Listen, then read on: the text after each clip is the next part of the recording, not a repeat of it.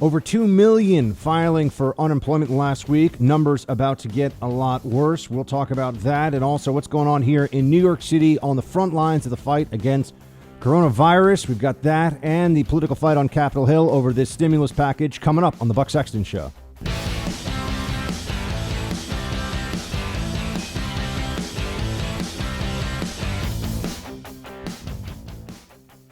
want to thank the American people for answering the call, following our guidelines, and making the sacrifices required to overcome this terrible threat. More aggressively, we commit to social distancing. So important. Social distancing, such an important phrase, and we do it right now. The more lives that we can save, and the sooner we can eventually get people back to work, back to school, and back to normal. And there are large sections of our country probably can go back much sooner than other sections. And we're obviously looking at that also. People are asking, is that an alternative? I say absolutely. Welcome to the Buck Sexton Show, everybody. It's a day of a lot of mixed news, mixed information coming in. Some that we can be positive about. Clearly the passage in the Senate of the rescue bill is something that needed to happen. For a lot of you in other parts of the country, not yet that badly hit by coronavirus, I can tell you that here in New York City, it is getting pretty tense. That's a fair way to put it. There's some information about perhaps overall less of a long-term death estimate from this than what we had been told recently and gotten a lot of attention. But the first thing I wanted to get into today is the unemployment number.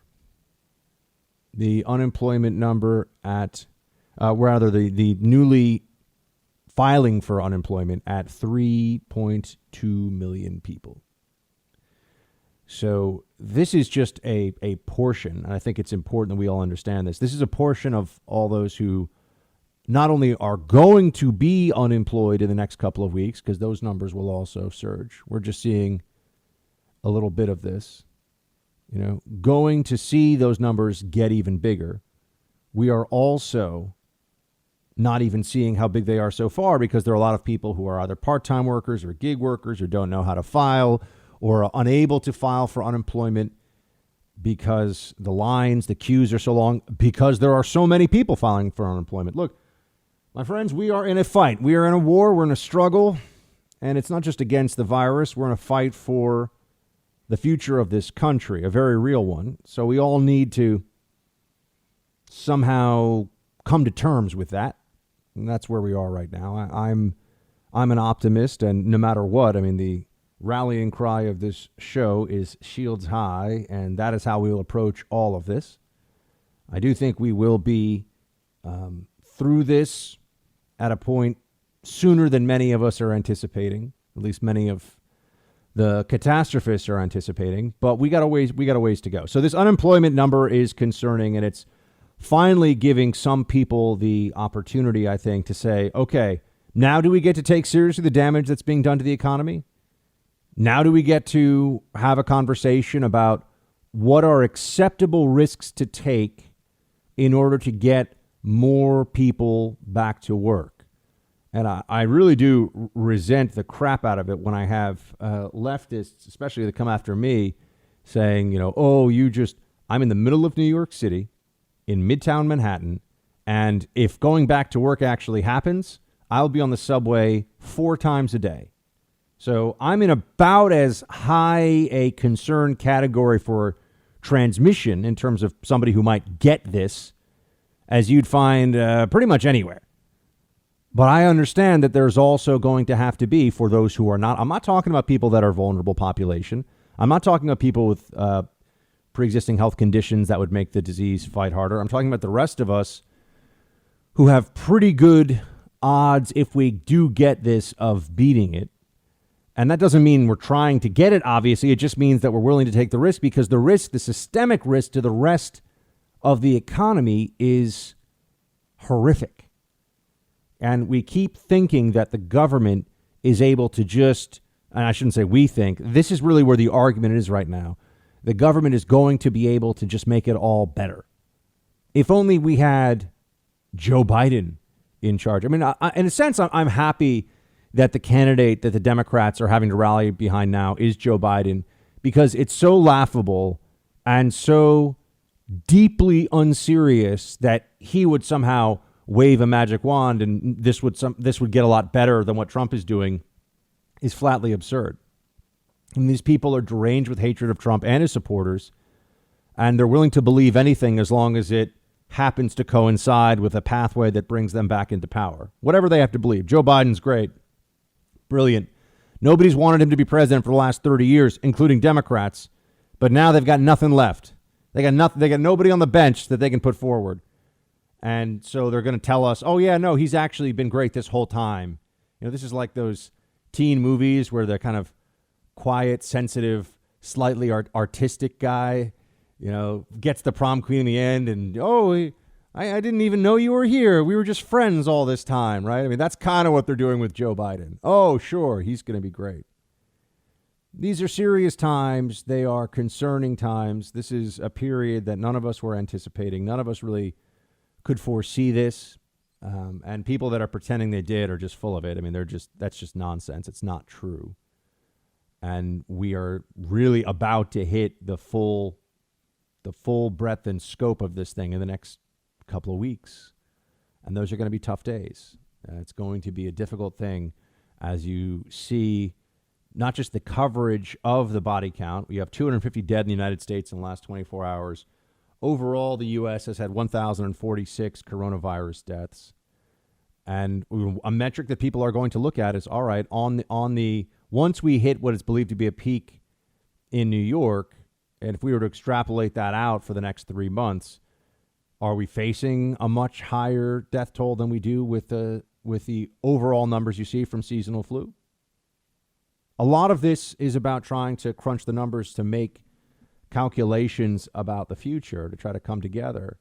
And a lot of this, I think, is going to come down to whether or not we're able to put aside, or whether we can get past some of the nonsense, some of the little squabbles that still happen day to day, and understand that we're all in the same boat, even if some people in this country hate the other people so much that they wish they could push them out of the boat. They can't. We're all in this together right now, and we're trying to come up with realistic approaches. Solutions is probably even too strong of a word right now. Just realistic approaches to mitigate the severe economic damage from all of this. Right? That's where we are.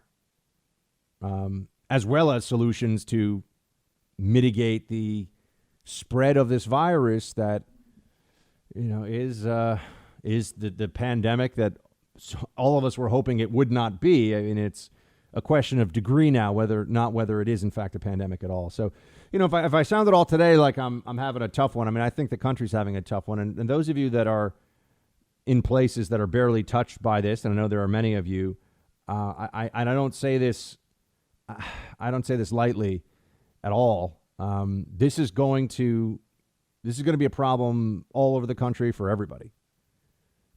This is going to be an issue in much smaller cities than New York. It's already very much in Miami and in Los Angeles and in San Francisco. It's starting in the major international transit hubs, and it's going to spread out from there. Now, there is that, and I'll get to the Dr. Birx's analysis about how much of the population would likely get infected by this if we just allowed it to continue to spread without any measures. I think that was very helpful. But what do we think the country starts to look like in a month if we continue to think that the lockdown scenario, you know, keep in mind the president brought up opening somewhat. That's not a full opening somewhat by Easter. All right, the president brought that up as a possibility, April 11th. And he's been shouted down, and the media's furious with him, and, you know, he's not listening to they always say he's not listening to the experts. And then the experts come out and they say, no, he is in fact listening to us. So maybe we should stop lying about him. Stop trying to create division where there is none between us. So the president raised this and they say, oh no, that's crazy. We can't do that. And to that, I just want to say, all right, do they understand, though, if they really think that that's crazy, they need to come up with something other than nobody really, except for essential personnel, government employees, and those who can telecommute, work from home. They have to come up with a different plan than we all just stay on lockdown indefinitely. What does that lead to? They keep saying until we can flatten the curve. Okay, so that means that we understand that they're going to flatten the curve because they're going to make sure that we are, getting our hospital capacity up. But if we start going back to work, there'll be some measures in place. There will be more spread of this virus.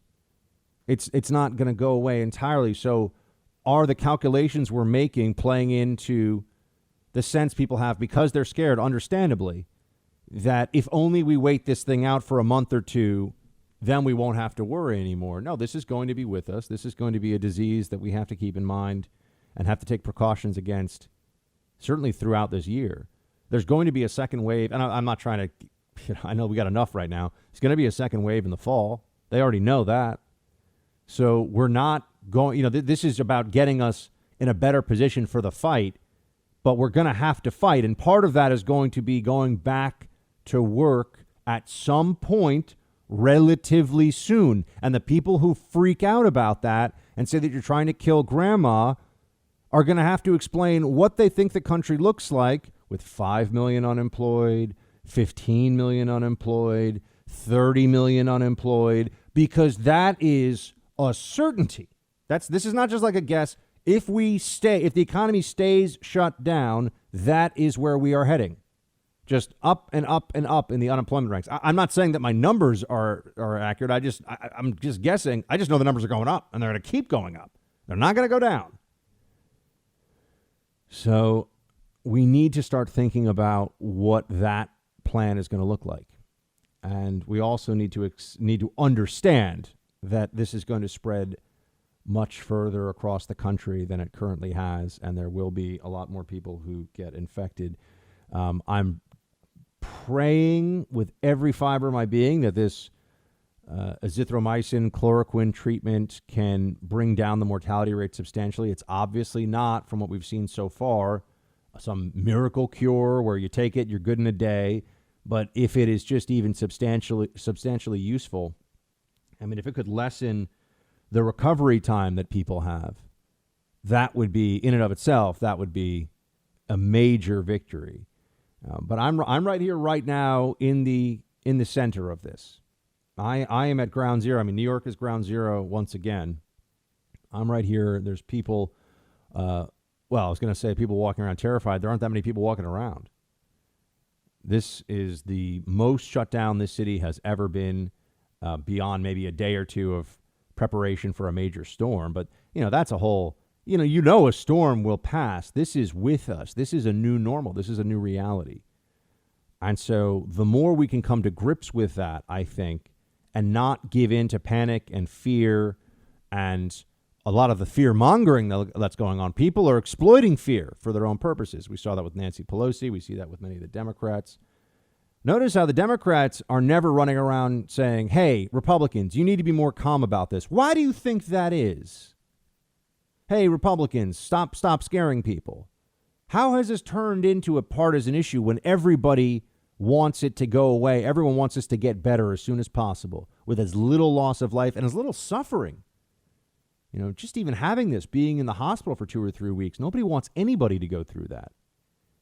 But why is it that that there's now a reliable partisan separation between those who are the most panicked about this and those who are trying to take a more measured, centered view? It's because of politics, my friends.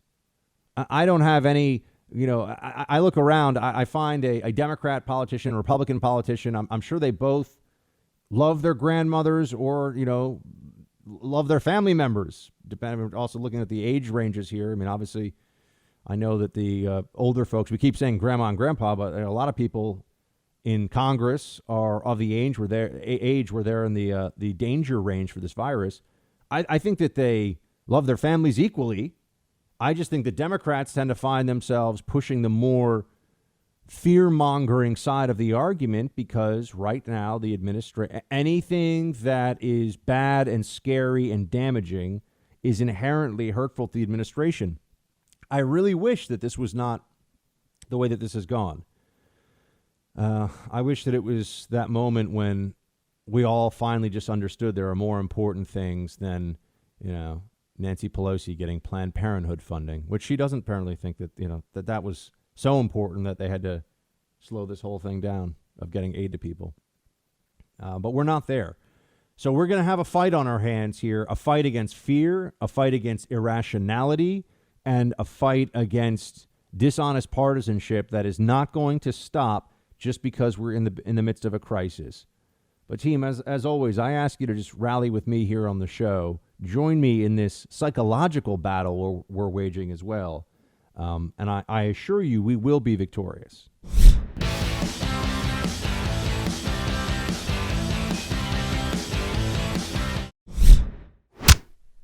The numbers that have been put out there are actually very frightening to people. But I can tell you, if you go back and look at Wuhan and Hubei and all of these provinces, when they talk about 60,000 people being infected, even if you said, oh, right, well, there's asymptomatics and all of that, so you get to 600,000 people out of 80 million. That is nowhere close to the numbers that you see people putting out there. I think it has frightened the American people. I think on a model that you just run full out, you can get to those numbers if you have zero controls and you do nothing. And we know that every American is doing something.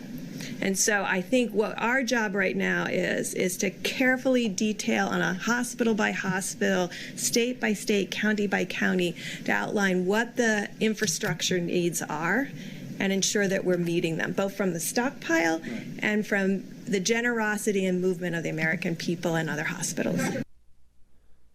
The numbers that were used to form a lot of the journalism and informed sets consensus last week, some of them, I'm not, when I say the numbers, I should be specific here. Some of the numbers, but the most prominently used numbers and models from a week or two ago are wrong. That is what Dr. Birx is saying here. There's a couple of places specifically where we need to focus. One is that half the country will be infected with COVID-19. That's one model that made oh my gosh, everybody was. Because that means half of everybody, half of seniors, half of vulnerable populations, half of everyone's going to get this, they said. That model was based upon looking at the growth in numbers and assuming no mitigation measures whatsoever, right? No lockdowns, not even all the public, health information about hand washing and, better sanitary measures and all these other things we're doing, and lockdowns of travel and all these different things that are helpful in this process. And 3 cycles worth of just the spread of this as though no one cares and no one's paying attention. Yeah, if that happened, then maybe you could get to 50% of the country in 18 months, or at least 12 months, in 12 months of unchecked spread. Who thinks that's what's happening now? Nobody. So why was that the number making the rounds? But there's more bad numbers to address.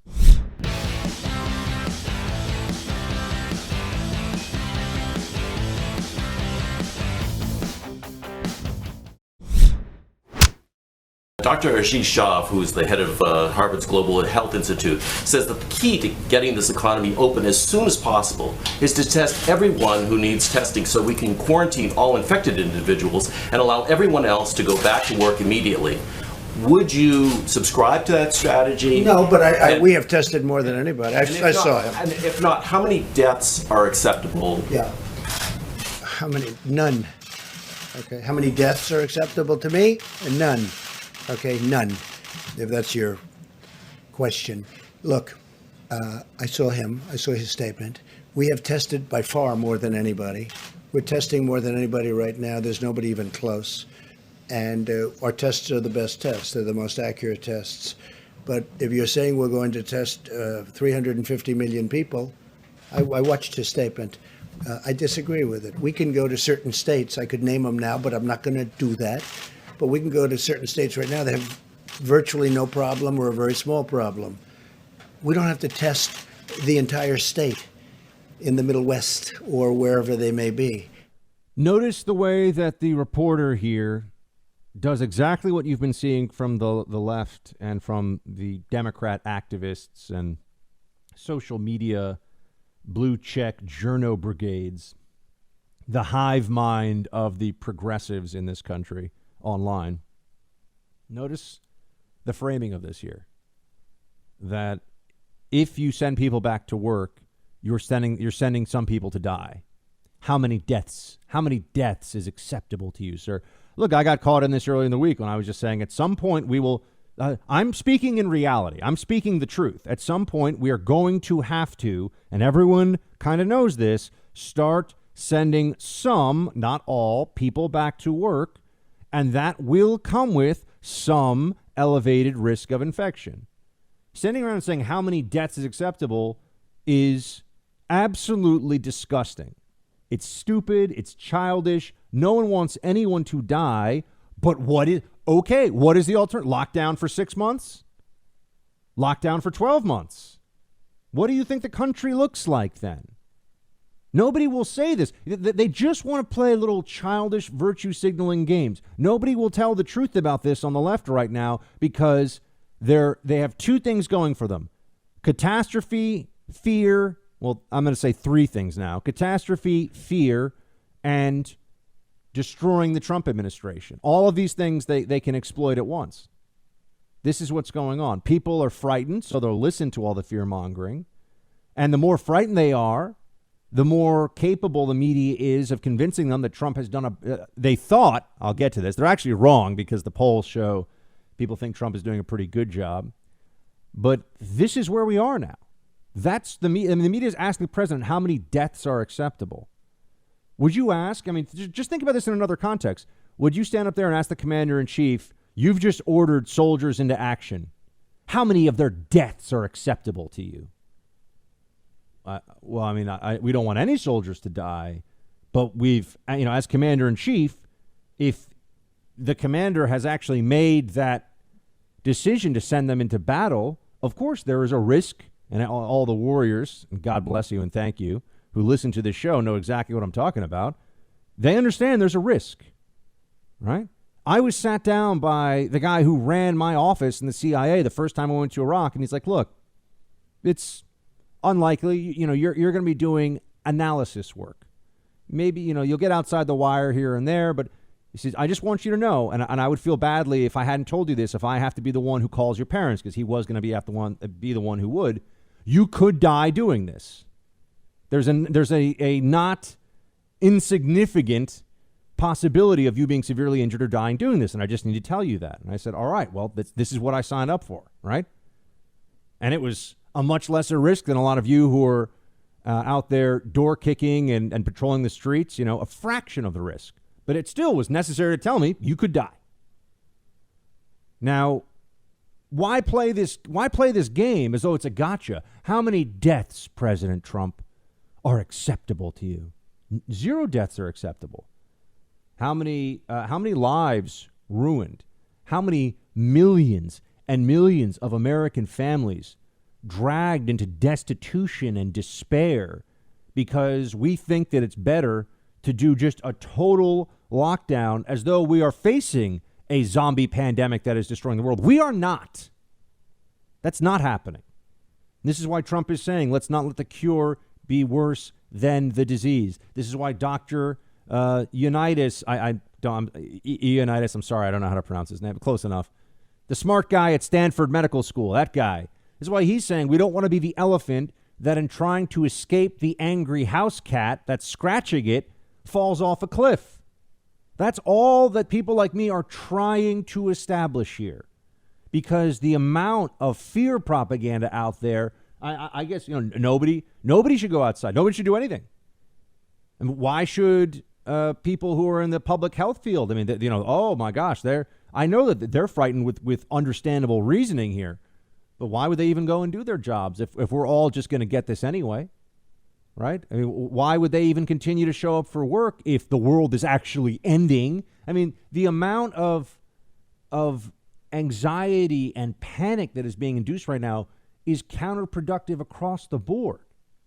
We all understand that this is bad news, but we also can't accept that there's going to be a shouting down of anybody who tries for measures that balance out the various risks and equities here. Life is the single most important principle, the defense of life, which, by the way, the Democratic Party with the defense of life, as they're holding up getting money to millions of people that are without it because of the government's mandate. And then the Democratic Party is like, we got to make sure we get money for Planned Parenthood. And Planned Parenthood saying, we're only going to do one thing, at least in some places now, it's going to be abortion. But it's only 3% of what we do. Now it's 100%. But yeah, they care so much about life. Sure. Meanwhile, they make arguments all the time about how abortion is justifiable entirely because of really the preference of a woman, right? It's what's convenient for one's life. That is the argument. It's an argument of convenience. It's that this is what somebody. Anyway, the hypocrisy around that I find particularly galling. But on this issue right now, there's also some numbers that need to be reevaluated and looked at. Remember the guy Neil Ferguson, not to be confused with Niall Ferguson, who I think actually you call him. I think his name is pronounced Neil as well, Niall. He's a fancy British intellectual guy. This is a different Neil Ferguson, but looks similar enough in the name. He was the epidemiologist who predicted recently, and this came out, and it was in his modeling that was given to the United Kingdom. He's at Imperial College London, and he gave evidence to the UK Parliamentary Select Committee. Now, you might say, Buck, well, this is London, this is England. Yeah, but this was used across the board in the media. This is a guy who initially had said that there could be, in the United States, if you take the analysis that he did and you extrapolate it out, he said 2 million Americans and 500,000 Brits would die from coronavirus. That's what he said. And that was, I think it was last week this came out. And everyone was and this is where you get people saying, you just want 2 million Americans to die. Why do you not care more about the 2 million Americans who will die? As if anybody doesn't care about 2 million Americans dying. I mean, I'm concerned every day about the people I love the most in the whole world because of this, and I'm in the middle of it. It's going on around me. I could hop in a cab. I could walk. Forget hopping in a cab. I could walk and go to a hospital ward right now full of people who are on ventilators and having difficulty because of COVID-19. And I could probably go, and obviously, we're all supposed to stay inside, but they're setting up these additional morgue spaces. I mean, it's bleak, all right? I'm right here in it.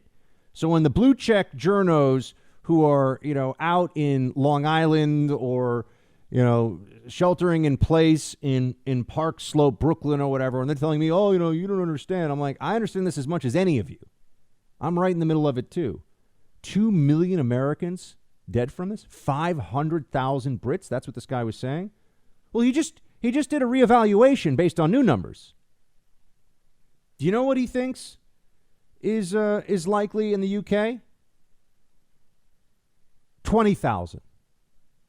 20. That's as of this week. Remember, we're supposed to listen to the experts. And you're always bludgeoned with this, as though the experts, one, are never wrong, and two, you're not allowed to have opinion about what the experts say. I'm not challenging experts on, hey, multiplication, division, average, averaging things out. That doesn't work. But you have to look at the full spectrum of what they're saying and what they're assessing. And they're also not policy wonks necessarily. I mean, some of them might be, but the epidemiologists we're seeing, they look at one thing. They have what we would call in the CIA a soda straw view. You see one thing, you can see that clearly, but you're looking at one thing. They don't have the full picture, and they're not empowered to make decisions based on the full picture. But how can I sit here and not feel like we are being led astray in our risk analysis when the media last week was running all over the place with this 2 million Americans will die from this, from a guy who just reassessed his number for the UK from 500,000 to 20,000, which, by the way, 20,000, you know what that is? If that's true, he said it could be less than that. Be a middle of the range flu season in terms of death. That's what that is. Now, you're adding essentially, let's assume that's true. You're adding another flu season on top of the existing flu season. This strains resources. This puts hospitals beyond capacity. This is still very serious. There's still a real problem here. But the difference between 20,000 Brits dying from this and 500,000 Brits dying from this is a tough time that we rally together versus, or in the UK they rally together, versus Mad Max. Grab your gold bars and your ammunition and head for the mountains and don't come down for a few years, right? I mean, this is a massive differential. 1 week, 2 weeks, make this distinction. So can we ask questions without being told that we're trying to kill grandma? It's just, here we are. We have so much information, so much communication, have all these technological advantages that generations before us didn't have. And it really does feel sometimes like people have gotten stupider and more vicious as a result of this. It really does.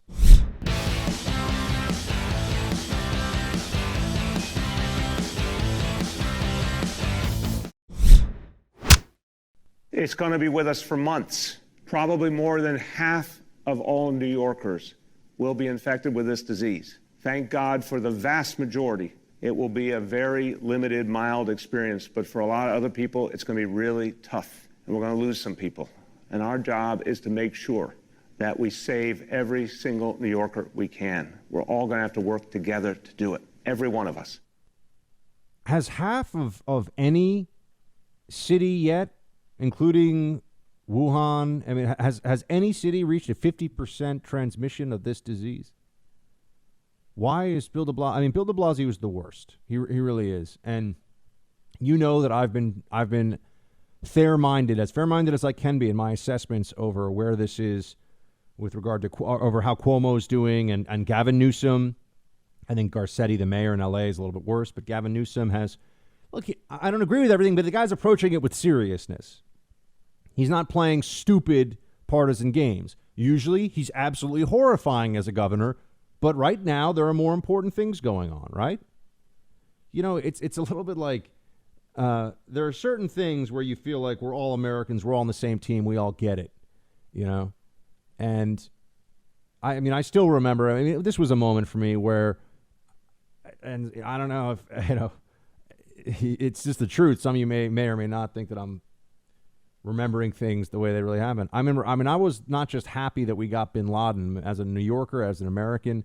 I was thinking, high five for Barack Obama. That needed to get done, and he got it done, and he made the right call.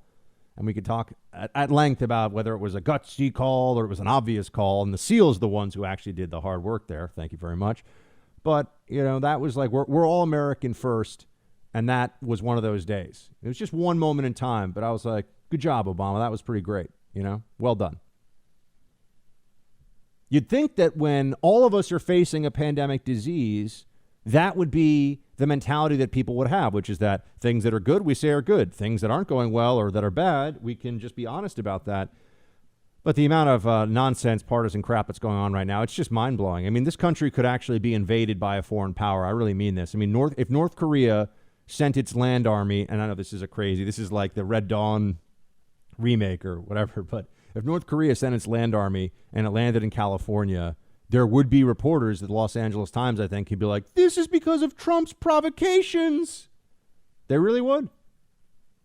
Instead of saying, all right, America, rally, let's go kick some butt, let's take care of this invasion. No, they'd say that this is Trump's fault. No, they just can't help themselves. That's who they are. That's how they are now. And you're seeing it with the way that the journalists are covering the Trump administration and just trying to maul publicly. I mean, I don't care. They're morons with no integrity. I have zero respect for them. I mean, I think CNN is really now about as reputable and decent as Gawker was.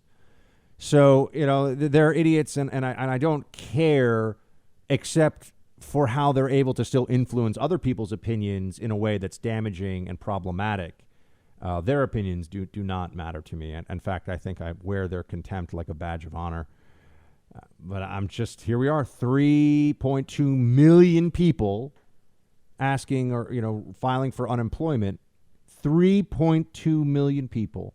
It'll be another 3 million or more next week, and the week after that, and the week after that. The economy is activity, and we have frozen almost all activity. This has never happened before in the history of the modern world. And libs are just saying, if you have questions about how long we can do this before, then you want grandma and grandpa to die. Oh, it must be so